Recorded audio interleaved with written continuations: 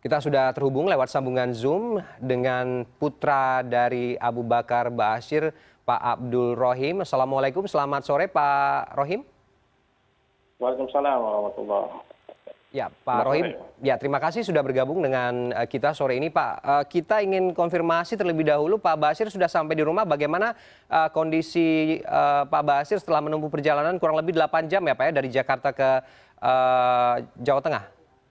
Ya, alhamdulillah tadi perjalanan kita berangkat dari LP Gunung Sindur sekitar jam setengah 6. Sampai di Solo sekitar jam setengah 2 lah, atau jam 2 begitu. Kondisi beliau alhamdulillah sehat-sehat saja, baik-baik saja. Dan ya mungkin hanya karena capek perjalanan begitu saja, tapi ini insya Allah sudah cukup istirahat dan alhamdulillah kondisinya baik-baik saja. Oke. Harapannya tentu kembali berkumpul dengan keluarga ya Pak ya, kembali bersama-sama.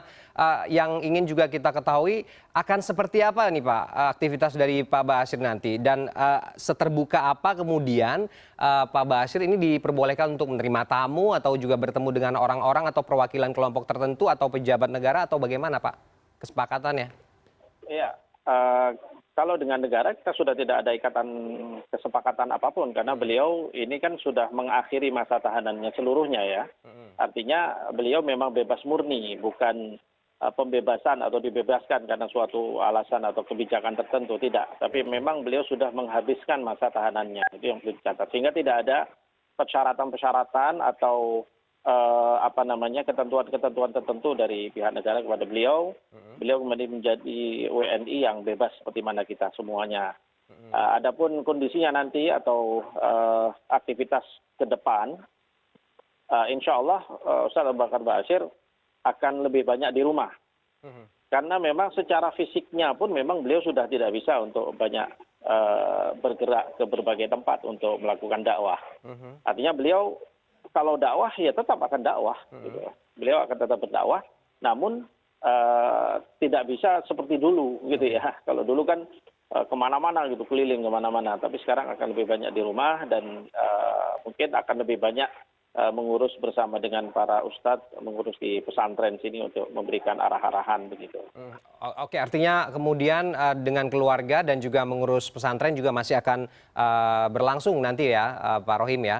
Ya, pasti maksudnya pada tahap-tahap kemampuannya ya. Ya. Oke. Ya.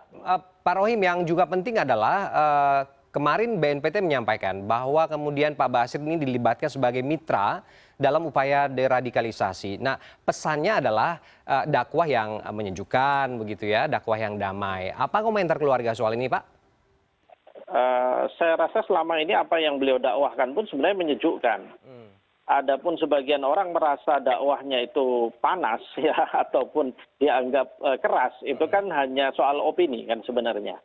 Ya, karena bisa jadi orang punya berpandangan yang berbeda, ya punya sudut pandang yang berbeda, tetapi dia tidak bisa menerima pandangan yang ada pada Ustaz Abu Bakar Ba'asyir.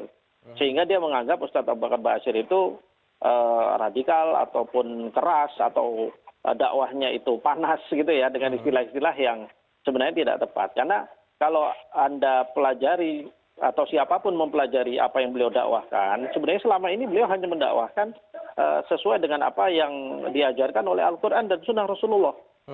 Beliau berusaha untuk kembali atau mengajak umat Islam ini kembali kepada Al-Quran sesuai dan Sunnah Rasulullah SAW, sesuai dengan apa yang murni, gitu ya, sesuai semurni mungkin.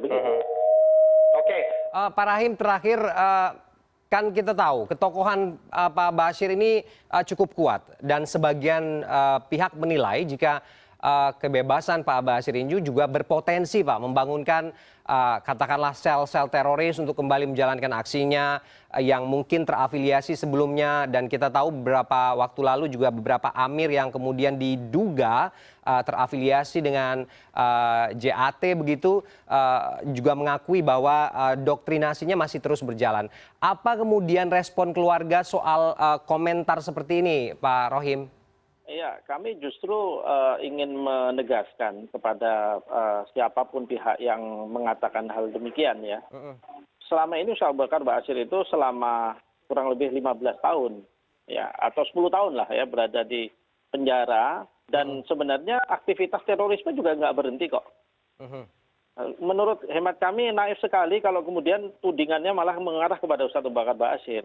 Justru tudingannya ataupun pertanyaannya harus diajukan kepada BNPT yang melakukan aktivitas atau bertugas untuk melakukan deradikalisasi selama ini.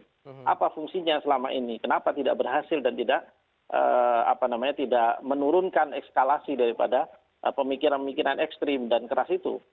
Pertanyaannya kan demikian. Maka seharusnya kita harus jujur karena Ustadz Abu Bakar Ba'asyir dianggap kalau sekarang ini keluar, maka ini akan dianggap meningkatkan eskalasi serangan terorisme dan sebagainya. Buktinya selama ini 10 tahun beliau berada di penjara pun masih ada serangan teroris. Ya kan? Artinya kan nggak ada pengaruhnya begitu beliau di penjara atau tidak di penjara. Justru bertanya kepada instansi yang ditugasi untuk menangani masalah itu.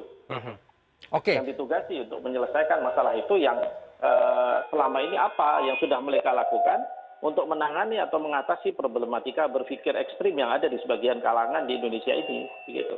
Oke. Seberapa mungkin kemudian Pak untuk peran mitra untuk deradikalisasi ini akan dijalankan oleh Pak Ba'asyir?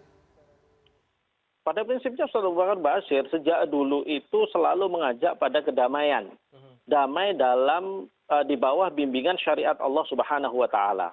Cuma sekali lagi pandangan ini selalu dianggap keras oleh sebagian orang yang berbeda pendapat, begitu.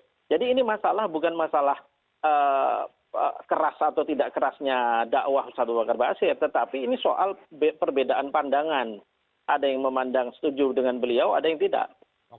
Begitu saja. Oke, baik. Komitmen itu yang kemudian kita perlu selaraskan, artinya mitra dari Pak Ba'asyir untuk proses deradikalisasi ini menjadi berjalan begitu sesuai dengan apa yang kemudian menjadi perhatian kita bersama. Terima kasih Pak Rohim sudah bergabung dengan kita sore ini.